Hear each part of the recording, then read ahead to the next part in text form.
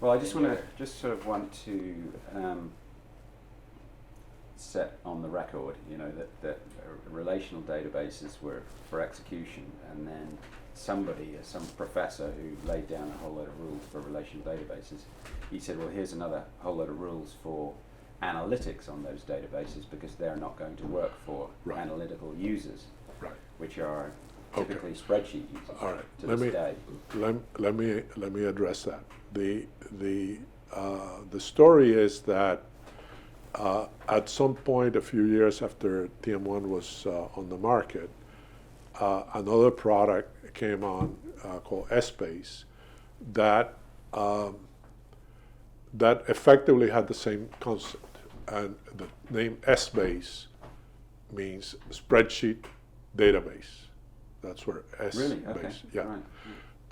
And the idea that you had a spreadsheet, but that spreadsheet could be could slice multidimensional data, and so on. A more advanced spreadsheet.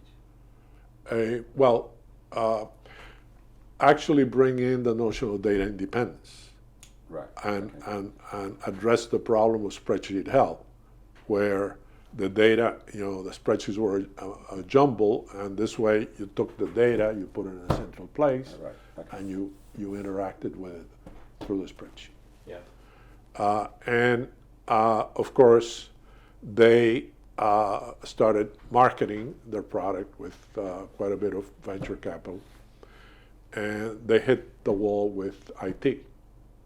This is not relational. This is, it's not relational. It can't work. It can't work, and it's not right, and blah, blah, blah.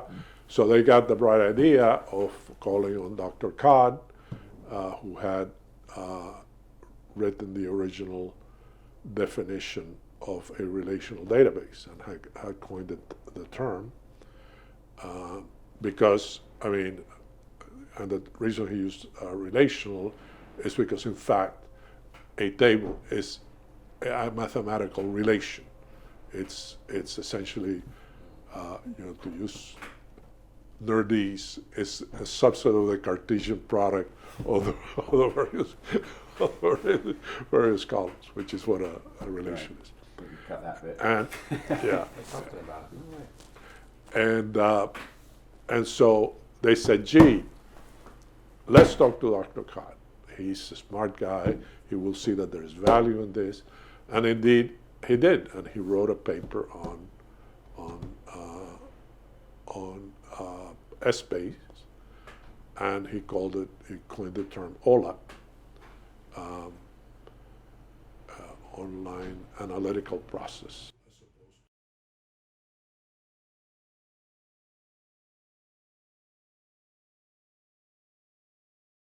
Yeah. All right. All right, so are we going to do a thing on Excel? Yeah, I think we should talk Excel. I forgot exactly where I left off, but Yeah, we were talking about the Dr. Codd thing, and how the Essbase people wanted to get sanctified or approved by Codd, and essentially, I don't know if we ever got into if we did, we'll just edit it out. The reason why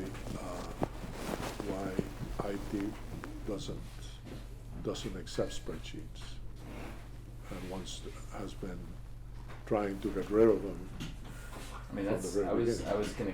That was where I was going with what I was talking about when we stopped. But you want to kind of explain the nature of the spreadsheet and why it's so valuable. Yeah, the glory of the spreadsheet. The glory of the spreadsheet, and then what, to be able to. Well, to lead on to sort of like an evolutionary step from the spreadsheet up to TM1, like it's right, and the is it?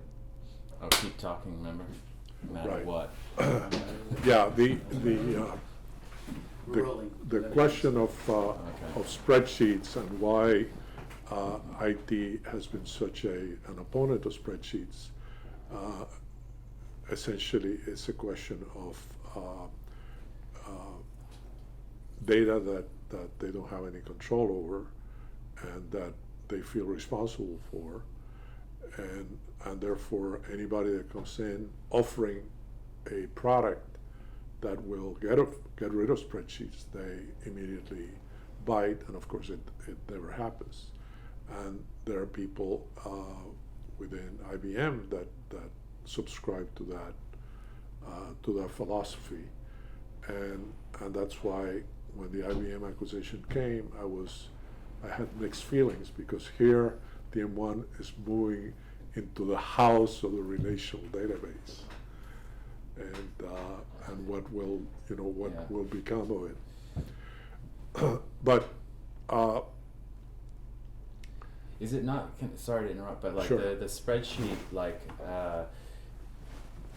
the view is a bit black and white about spreadsheets, right? So like the IT people, generically, the generic IT person looks at a spreadsheet and it's causing that person problems, right? Because it's gone rogue. People are doing things in it that can't be controlled or governed, and that's a risk. And so the kind of default way of reacting to that is there must be a better way than the spreadsheet. Let's get something that can be much more locked down and governed to be able to produce reports and provide analytics in a way that then people don't get in trouble in spreadsheets, and we can lock it down. But and that goes back to the question of structure and freedom, and you can't have you need to have that kind of freedom when you're doing analytics, because the freedom a spreadsheet gives you. Exactly, because you need to be reacting to the changes in the marketplace,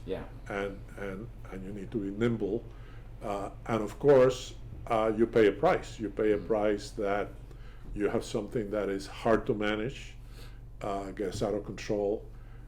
So even though the analyst curses Excel under his breath, because it doesn't, he gets haunted, and he cannot do his job without it. Yeah, right. And so the idea of TM1 is, how can we keep the benefits of Excel and alleviate the side effects, which is risk, which is speed issues and risk. So have some, the old freedom under the law. Have some parameters that you live under, and it's not total chaos. And do it in such a way that you still keep a certain modicum of, you keep enough freedom to do your job, and yet you don't go totally, get totally out of control. Mm-hmm. And as I spoke at the conference in London about Excel Health Revisited, you still have, even in the case of a TM1 application, people are still going to use Excel, because that's how they really extract the value of the information, and that's where they really get their insights. And since that's a reality, you need to have that. It can get out of control. So you can have a very structured TM1 database, but people start building another superstructure with very hairy, complex models, and that in turn can get out of control. So you need some kind of mechanism to keep monitoring that and bringing it back and rationalizing it, and taking that intelligence that was put in the spreadsheets and put it into the TM1 database. And that brings me to rules. I mean, if you could do all your calculations in a spreadsheet and you had your data controlled in TM1 and it was the common data, why do you need rules? Well, the reason is that in addition to the data, you want to share the models that are built on the data. So, and in order to have a model, you need to have something more than addition and subtraction. You need to have complex calculations. So that's what basically at some point, I think it was in the late 80s, early 90s. I'm gonna have to go back and look at my database of history. Rules were born.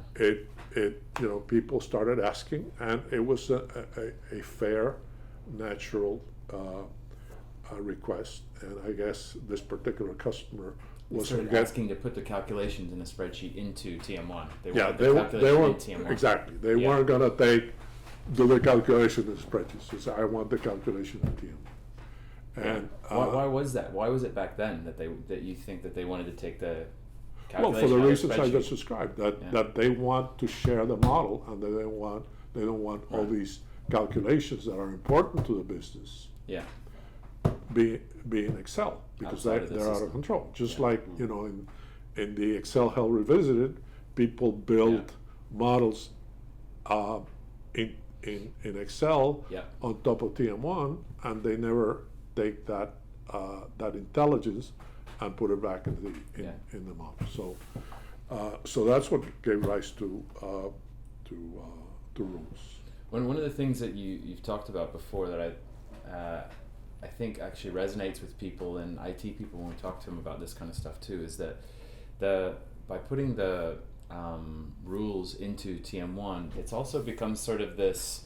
It captures the human experience and the creativity of the people who've developed those models and those rules over time, and is a way of kind of sharing that in a collaborative way with the rest of the people in the business, Exactly. right? So Sure. which is and of course you iterate through that, right? You're constantly changing, Right. adjusting, Exactly. improving the models and to the strategy. And if that all lives in spreadsheets, for people who've experienced that over time, like you, that Right. kind of goes away over time, right? Where the Sure. where Yeah. it gets lost in a spreadsheet instead of being shared with everybody. And nobody, So- and at some point, nobody understands how the calculation is made, and it's a mystery, and people don't like mysteries. So, sure, no, that's the natural progression. Yeah. So the TM1 calculation engine is similar in terms of formulas inside. Got a frog in the throat. So I want to get back to the Should we actually similarity. go cheers? Cheers. Should we get Cheers, this on yeah. film? Actually, we should sort of like Cheers, try man. and drink at different levels. Sort of like, Is it good? pretty good actually. So the formulas inside of TM1 are very analogous to the formulas inside of Excel, whereupon each cell can be connected to another cell, maybe another cell inside of another workbook, yeah? Well, leading sure. to an ability to create a very sophisticated Sure. business model. Yeah? And it's interesting to us that TM1 took the route of staying true to Excel's design of how to design models through cells. Well, Whereas- actually, it's not, see, I wouldn't give Excel the credit for that. I mean, that is a fundamental result of a functional model. And the fact that when you're doing any kind of calculation on paper, you're doing exactly that. You're deriving information from source data. You're building. You're building. Like the chain of calculation. Yeah, exactly. Yeah. So it so happens that that the same thing that was being done on paper was put in the spreadsheet, and what TM1 did was, okay, we're still going to do the same thing, but now my domain of data, in other words, okay, so let me take a step back. A functional model takes a set of data and maps it and creates a new reality. In the case of the spreadsheet, you're mapping a flat space into another set of cells that may be intertwined but effectively And are another also in flat a flat space, space. yeah. Whereas what TM1 brings to the party is the scalability and the multidimensionality, which allows you to put everything in one database, which you couldn't do with a spreadsheet because the data model that it's working on has only 2 dimensions, rows and columns. Right. Yeah. Okay. But I guess I wanted to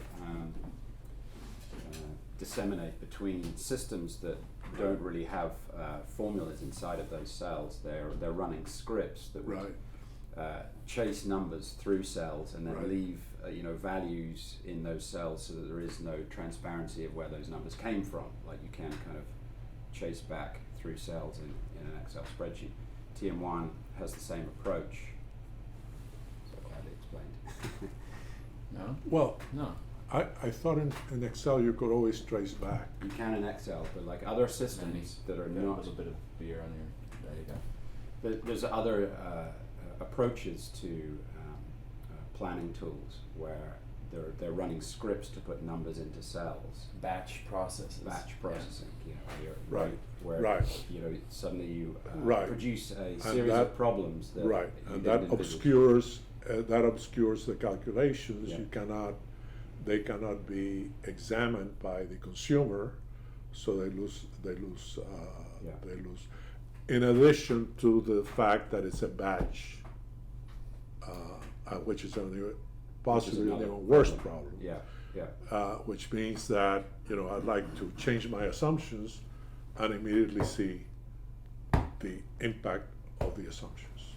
And here you need to run a script, and if you forget to run the script or whatever, it becomes a batch system, like back in the days of mainframe batch systems and not an interactive system. Yeah. So that could culminate in an issue where another individual on the other side of the organization is looking at a set of data that hasn't been updated yet.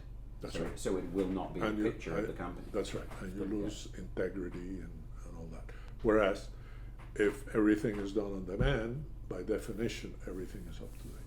Sure. So, I know that oftentimes people will,